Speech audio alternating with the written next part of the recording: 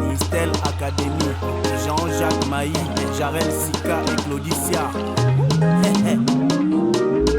Allez chérie, alinga, linga, linga, linga, linga, kaboye. Master Nangaï, Robert Braza, Onakokina Lelo. Alvin Le Panda, Nikoko Bokungu Venanga, Mathieu Oni, le beatmaker de l'année. Comment dance with me, baby? Bouya, bouya, Kokina Nanga. Bouger.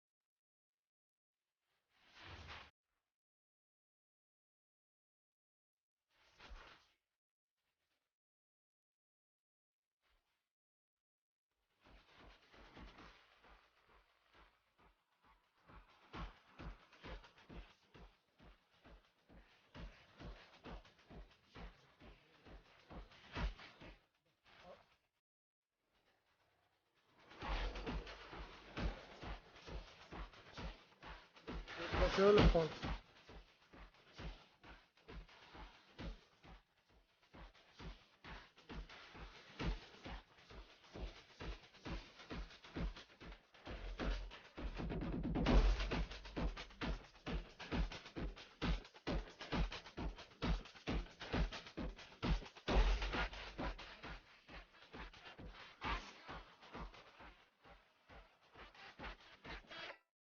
Aujourd'hui sur Opinion, nous allons parler de la mode.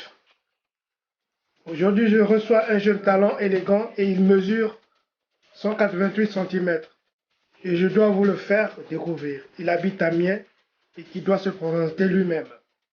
Bonjour à tous, Charles Hill, mannequin sur Paris. Bonjour Charles Hill.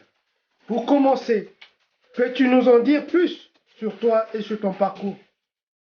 Donc j'ai suivi un cursus normal, dans le sens où j'ai eu mon bac.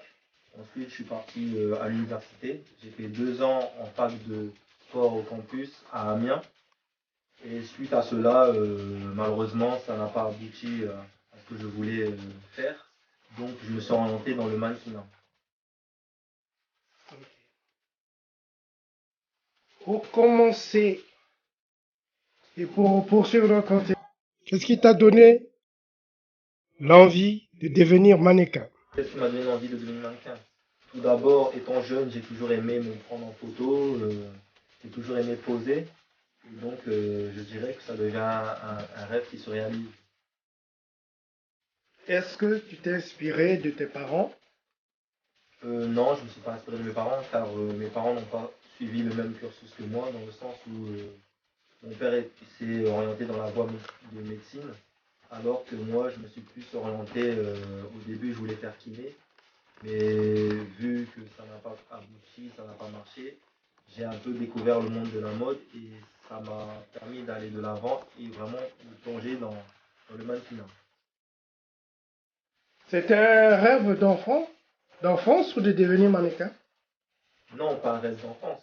Je dirais que mon rêve d'enfance était comme tout jeune à mon âge, était de devenir footballeur. Mais malheureusement, ça n'a pas fonctionné. Donc j'ai tâtonné sur pas mal d'aspects et je me suis orienté dans le mannequinat. Et dans le mannequinat, j'ai pu trouver, je dirais, mon plaisir et j'ai pu vivre ma passion. C'est une vraie passion pour toi ou plutôt un petit job d'appoint? Je dirais tout d'abord au début c'était une passion et là ça devient professionnel dans le sens où ça devient des engagements où il y a un contrat et il y a vraiment des shootings, une activité permanente qui me permet d'aller de l'avant. Quelles furent les réactions de tes parents lorsqu'ils ont su que tu fais le mannequinat et non le football? Car nombreuses des familles africaines en France rêvent que leurs enfants deviennent, rêvent que leurs enfants deviennent des footballeurs. Donc je dirais que mes parents ont été très étonnés car au début ils ne savaient pas. C'est venu par ma famille proche, mes cousins, ils ont pu rapporter la nouvelle à mes parents. Et suite à cela, ma mère, j'ai pu lui montrer des photos. Et voilà comment elle a pu découvrir le monde du mannequinat. Peux-tu nous dire quelques mots sur ta vie de mannequin à Paris? Je dirais que c'est une vie vraiment dynamique dans le sens où il y a beaucoup de travail à faire, il y a beaucoup de shooting à faire. On peut être appelé par l'agence comme on ne peut pas être appelé par l'agence dans le sens où il y a des demandes ou des fois il y a des périodes où c'est plus calme. Donc c'est vraiment suivant les propositions de l'agence ou d'autres photographes où ça me permet d'aller de l'avant, faire des books, des shootings et découvrir différents aspects dans le mannequinat. Pourquoi ce choix de Paris et non Amiens puisque tu habites Amiens? Parce que tout d'abord, à Amiens, il n'y a pas d'agence. Et de deux, à Paris, le mannequinat, ça marche très très bien, dans le sens où il y a beaucoup d'agences, il y a beaucoup de mannequins, et donc il y a plein de choix divers. Et je peux exercer ma profession comment dire, dans une harmonie. Quels sont les meilleurs et les pires aspects de ton métier? Les meilleurs et les pires aspects. Je dirais que le meilleur est de vivre ma passion dans le sens où faire des photos, vraiment poser pour des photographes, pour des agences, des castings. Et je dirais l'inconvénient, c'est que vraiment, il faut avoir une hygiène de vie très très irréprochable. Il faut surveiller, il faut avoir beaucoup de sport, il faut bien entretenir son corps, mais aussi il faut être rigoureux dans le travail, vraiment sérieux et faire des. Ça demande vraiment des parcours dans le sens où il faut faire Amiens, Paris, vraiment se lever tôt pour vraiment exercer sa passion. Les meilleures expériences professionnelles pour Ma, toi? ma meilleure expérience professionnelle, je dirais que c'était un shooting type élégance, dans le sens où j'étais habillé en costume. Et donc j'aime bien vraiment les shootings qui sont habillés, classe. Ça convient plus à mon univers. Et donc c'est vraiment l'un des meilleurs shootings dans ma voie professionnelle. Quel mannequin célèbre t'inspire particulièrement et pourquoi? Un mannequin célèbre, je dirais que je suis pas mal sur les réseaux sociaux. Tyson Belfort, qui est un mannequin réputé et connu en France et aux États-Unis, étant donné qu'il exerce sa profession aux États-Unis, et c'est vraiment une personne qui dégage un charisme, une assurance qui est vraiment révélateur et comme un modèle.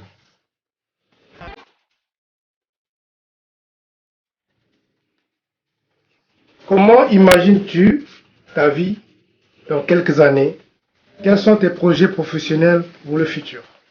Donc, étant donné que je suis mannequin sur Paris, j'aimerais exercer ma profession aux États-Unis, découvrir des pays, des cultures et vraiment apporter ce que j'ai appris à Paris ailleurs. Vraiment bouger travailler, gagner de l'expérience et vraiment avoir, quitte à avoir beaucoup d'agences pour avoir plus de demandes et vraiment voyager. Vraiment, mon objectif c'est de voyager et vivre ma passion à 100%. Ok, là vous me dites que votre rêve c'est de travailler aux États-Unis. Si tu devais travailler dans une autre capitale européenne, laquelle choisirais-tu et pourquoi? Je choisirais aussi la Belgique parce que la Belgique, là-bas aussi, il y a beaucoup d'agences et la culture de la mode est vraiment réputée. Dans le sens où il y a beaucoup de modèles photos, de mannequins, beaucoup de personnes dans le monde de la mode qui peut amener un plus et vraiment même participer et organiser par exemple même des défilés ou pouvoir vraiment montrer sa passion vraiment aux gens de la Belgique. Ben, l'Italie ne vous tente pas? L'Italie aussi c'est très très réputé. Ça dégage aussi un certain charme, notamment à Venise. Et notamment, oui, ça serait peut-être une idée au coin de ma tête qui me plongerait peut-être par la suite. Ok. Peut-on devenir riche grâce au mannequinat? Ah, ça c'est une bonne question. Est-ce qu'on peut devenir riche grâce au mannequinat? C'est comme tout le travail, on ne devient pas riche comme ça. Donc je pense que d'abord je vis déjà ma passion et je verrai bien comment ça va se passer. Comme une carrière, ça peut commencer et terminer longtemps, comme ça peut terminer vite. Donc je continue à bosser et comme on dit, je laisse Dieu faire le reste. Bon. Quel conseil donneras-tu aux jeunes Africains ou Français issus de l'immigration qui veulent devenir mannequins comme toi? Quel conseil? Je dirais déjà commencer par faire un shooting normal, contacter un photographe et par la suite regarder qu'est-ce que la personne donne en photo, si elle est photogénique, parce qu'il faut être aussi photogénique. Il faut dégager une assurance, comment dire, un charisme et vraiment, comme on dit, charmer l'appareil photo. Donc il faut vraiment s'exercer dans des shootings photos et commencer à bosser et demander des avis extérieurs.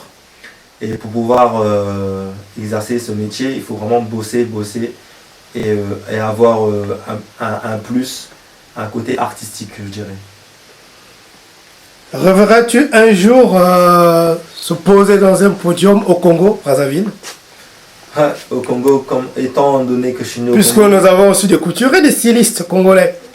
Oui. Suivant les propositions, je dirais que je pourrais peut-être poser, faire quelques shootings là-bas ou quelques castings ou même des défilés. Mais je verrai par la suite si, suivant la proposition que l'Afrique va m'offrir, on va dire. Rêves-tu un jour créer ta marque? Créer ma marque, pour l'instant, j'y pense pas. Pour l'instant, je vis ma passion et par la suite, d'autres projets pourront peut-être s'ouvrir. Bon. Que penses-tu, toi, en tant que mannequin, par rapport à l'habillement de nos compatriotes congolais, dont ils dénomment la sapologie? Ah, la sapologie. Oui, ça c'est vraiment quelque chose de spécial, je dirais. Pourquoi spécial? Parce que ça montre que les Congolais savent s'habiller aussi. C'est ça qui est bien. Ça représente, notamment, il y en a un qui est venu dans une émission en France qui était les reines du shopping. Là, ça s'est transformé en roi du shopping, qui s'appelle Norbert et qui est issu de la diaspora, je dirais congolaise, qui a vraiment démontré que les Congolais savent s'habiller et c'est ça qui est flatteur et c'est ça qui montre aussi aux autres que la sapologie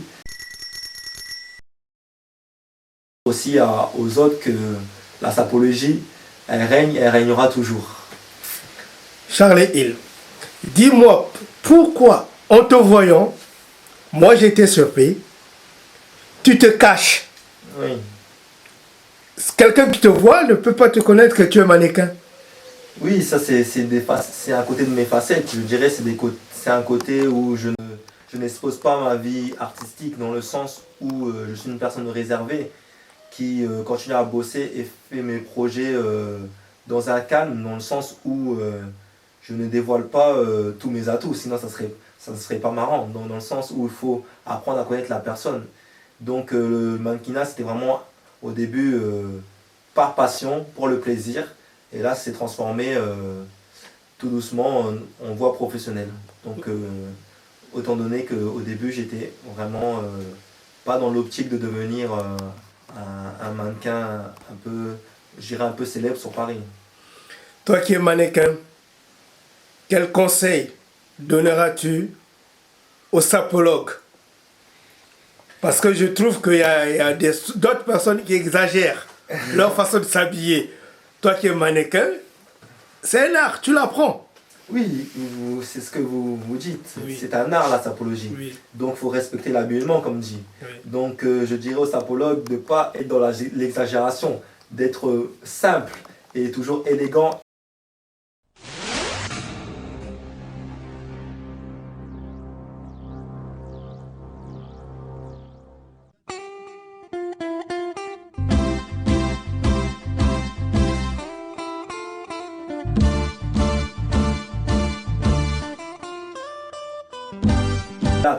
Quand même, On voit des rouges, des jaunes, du blanc. D'autre part, Oui, là, c'est la tricologie. Donc je pense que ça c'est ils étaient aussi les plus beaux. un peu d'exagération. Donc je pense que si les Congolais restent dans leur sapologie comme elle a été dite, dans l'art de s'habiller correctement, je pense que la sapologie peut toujours être au podium. Est-ce que pour être un bon mannequin ou sapeur, comme ils le disent, il faut porter des habits qui coûtent cher? Non, pas besoin. Il suffit juste de comment dire, amener les habits dans le sens où accorder les habits. Dans le sens où je peux mettre du bleu avec une chemise, par exemple des chaussures bleues avec une chemise bleue. Par exemple des mocassins bleus avec une cravate bleue léger et une chemise cintrée. Il suffit juste d'amener la sapologie tout doucement, accompagner le vêtement. Pas besoin d'acheter des Western ou des grandes marques. On peut Armani, juste des petites tenues peut ramener la sapologie. Toujours la simplicité et être correct et voilà. Ok. C'est toi qui es venu vers la mode ou bien c'est la mode qui est venue vers toi? Je dirais qu'on s'est trouvé mutuellement, dans le sens où je suis parti vers la mode, mais la mode est entrée en moi, je dirais. Ok, bon, c'est par là que nous terminons notre émission. Merci. Merci d'avoir accepté mon invitation et puis de m'avoir accueilli. De même. À la prochaine. Merci. Au revoir. Frère Francos, le grand mireur,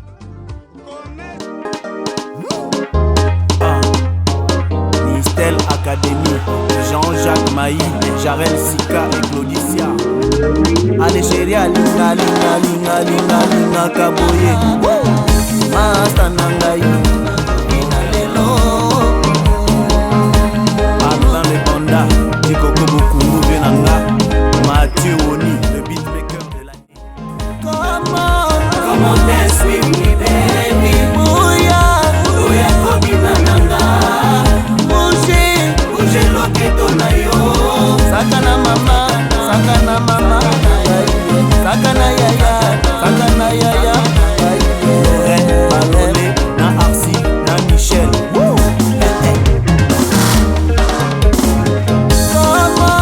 Comment t'es me baby? Bouya, Kobina Nanga. Bouge loketo na yo. Sakana mama, sakana mama.